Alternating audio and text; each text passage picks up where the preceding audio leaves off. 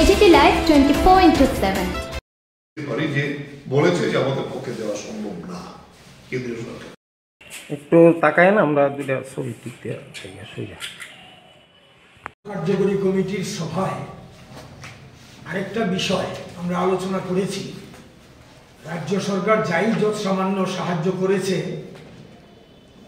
বন্যার্তদের, সেটাও প্রচণ্ড দলবাজি করেছে। ন্যূনতম 1000 টাকা হয়তো দিয়েছে কোথাও। ওই যে যখন বন্যা হয়েছিল উদ্ধারের ক্ষেত্রে যেমন নৌকা ফিরিয়ে নিয়ে গেছে, ওদের পছন্দ মতো এই এলাকা না, বন্যার্তদের উদ্ধার করা যাবে না, বন্যার্তদের সাহায্য করার ক্ষেত্রে তাদের দলবাজি প্রচণ্ড মাত্রায়, এটা আমরা নিন্দা করেছি।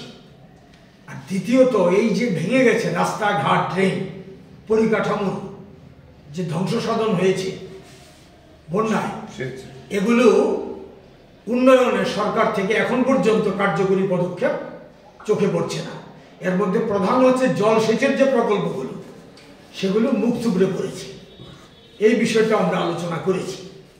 এবং তৃতীয়ত একটা বিষয়, এই যে বন্যা গেল, এই বন্যার সময় তারা বলেছিল তারা ডাবল ইঞ্জিন গভর্নমেন্ট, তারা মানুষের পাশে দাঁড়িয়ে মানুষকে রিলিফ দেবে, যেটা আমরা বললাম যে দলবাজি করেছে।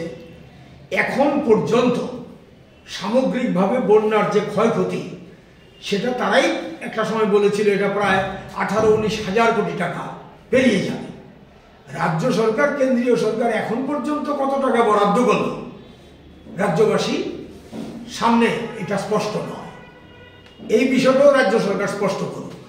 এ নিয়ে কথা বললেই তারা এড়িয়ে যেতে চাইছে, এ নিয়ে প্রশ্ন তুললে তারা জবাব দিতে চাইছে, বিধানসভা তো জবাব দিতে চাইছে না, এটা তাদের দুর্বলতা। অতএব এই যে সরকারি ব্যর্থতা একেবারে বন্যার সময় থেকে শুরু হয়েছে, এখনো চলেছে, তার প্রতিবাদ আমরা রাজ্য কার্যকরী কমিটি করি।